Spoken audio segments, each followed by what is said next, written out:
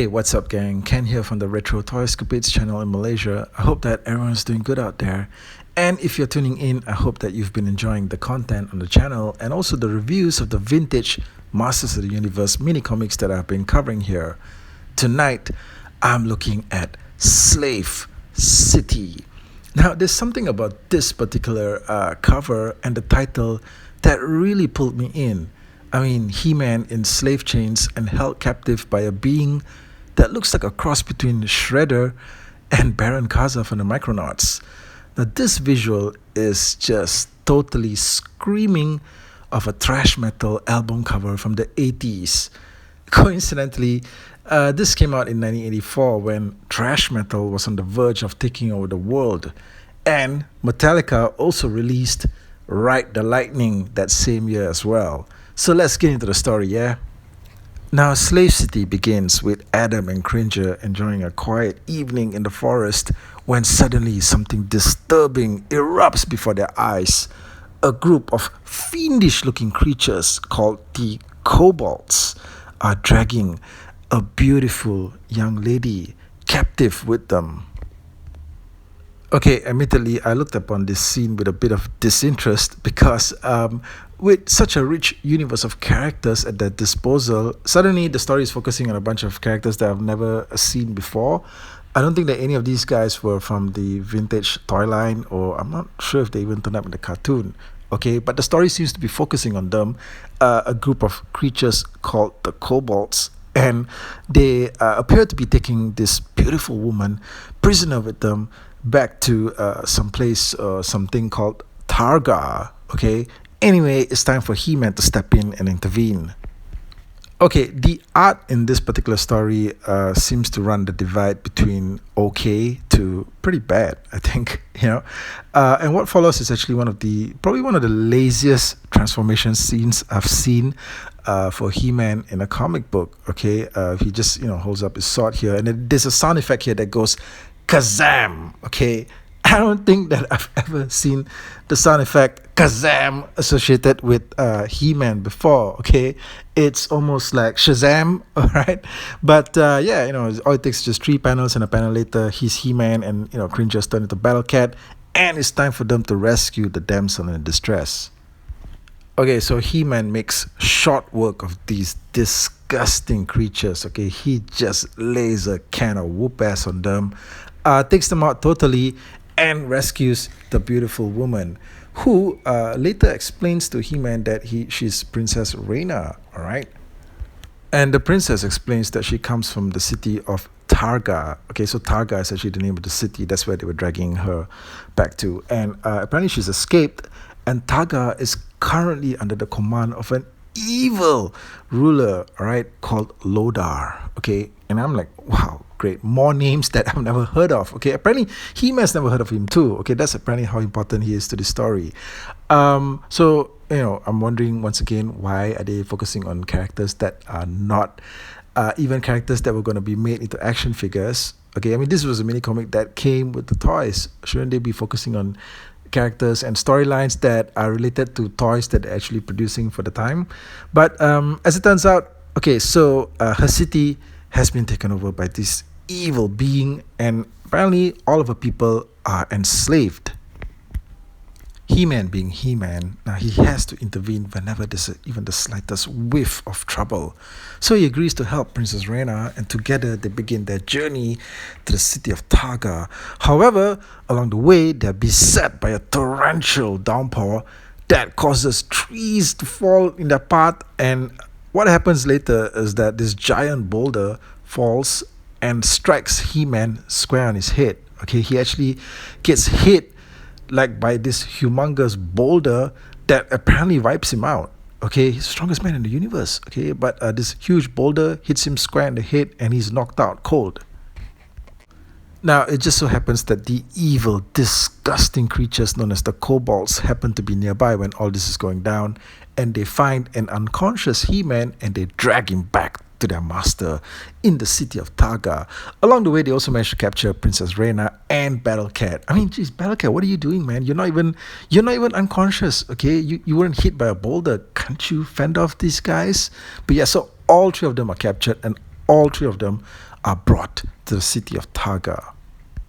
He-Man wakes up eventually and finds himself in some kind of a dungeon along with a bunch of other prisoners. One of them is a warrior known as Garn.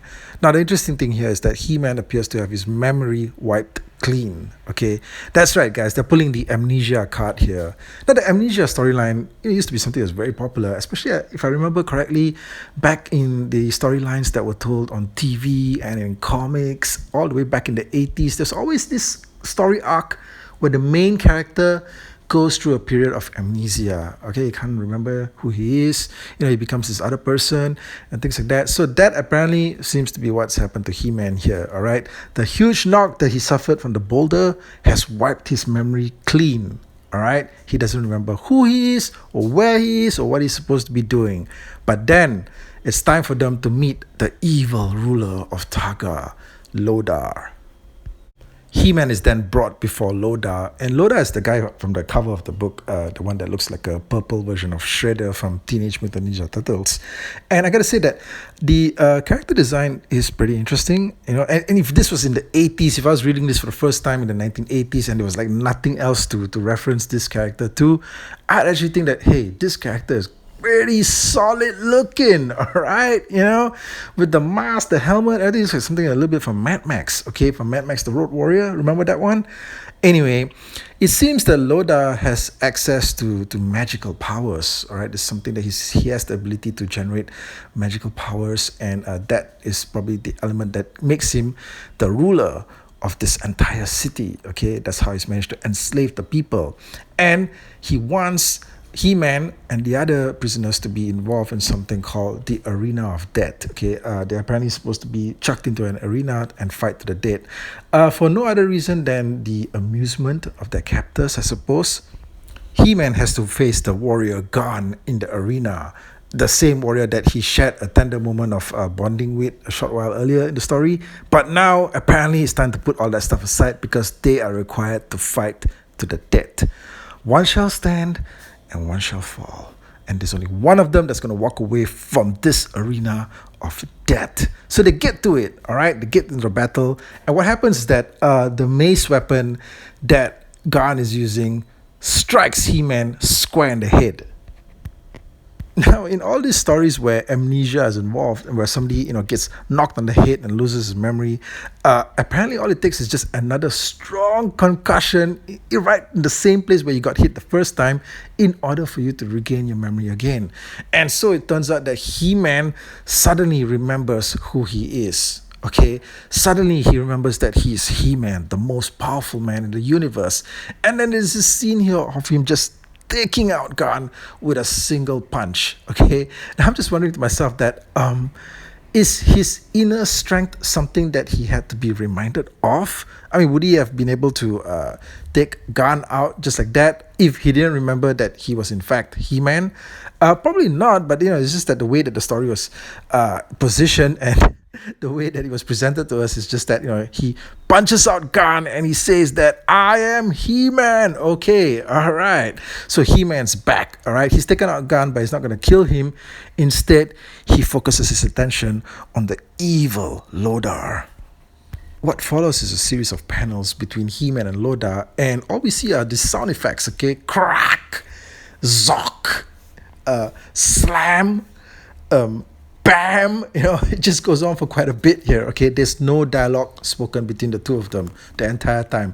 It's just the sound effects of battle as they tear into each other, and it goes on for quite a bit here. Okay, there's more effects here, like just brack, crack, zock, grunt, poke, kablam. How did kablam come out? Finally, He-Man lays out the finishing blow. It's like swak, and Loda is just screaming like a little girl here for his guards. All right. Now, the battle ends with He-Man deciding to banish Lodar and his friends, the Kobolds, into the underground. Okay, he just says here, I'm going to banish him to the underground. I don't know where underground is supposed to be exactly, but apparently there's a prison that's located underground. And being underground would block Lodar's access to the sun and the moon. His primary sources of power. Okay, actually, you know what? Why does Loda get the banishment treatment? Why not Skeletor? Okay, I mean, all those times he fought Skeletor. There's even one time, I mean, one of the mini comic stories that we covered, he just walks away from Skeletor instead of imprisoning him. All right, maybe it's because he knows that deep down inside he needs Skeletor. Okay, that the time's gonna come where the two of them are gonna have to combine forces like they always do. Okay, combine their power swords together to save all of Eternia. So I guess that's why people like Skeletor, get a free pass, but somebody like Loda here, he gets banished underground.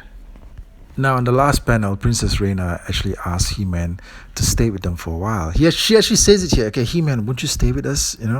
I mean, geez, would you pass up that offer? But apparently, He-Man just plays it cool. Okay, he just rides off into the sunset, saying that he will return. Yeah, I'm gonna stop by once in a while to check on you guys. But I gotta head back home. Okay, head back home to what? Okay, it's not like you and Tila are even a thing. All right, but you've got this beautiful woman here and you're just gonna leave her hanging. All right, if this was Conan, there is no way that this woman is just gonna get a rejection like that. Okay, but so He-Man just strolls off on Battle Cat. Okay, apparently that's what he prefers to do. That's how he prefers to spend his evening, and the story ends. So hey, let me know what you thought of the video.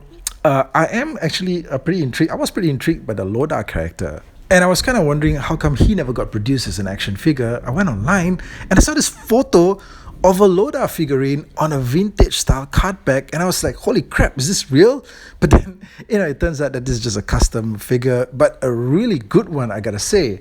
Okay, I can't understand. Maybe they just never really had the time to get around to a character like him, but he is a very cool looking visual, and he did in fact turn up in the Classics series.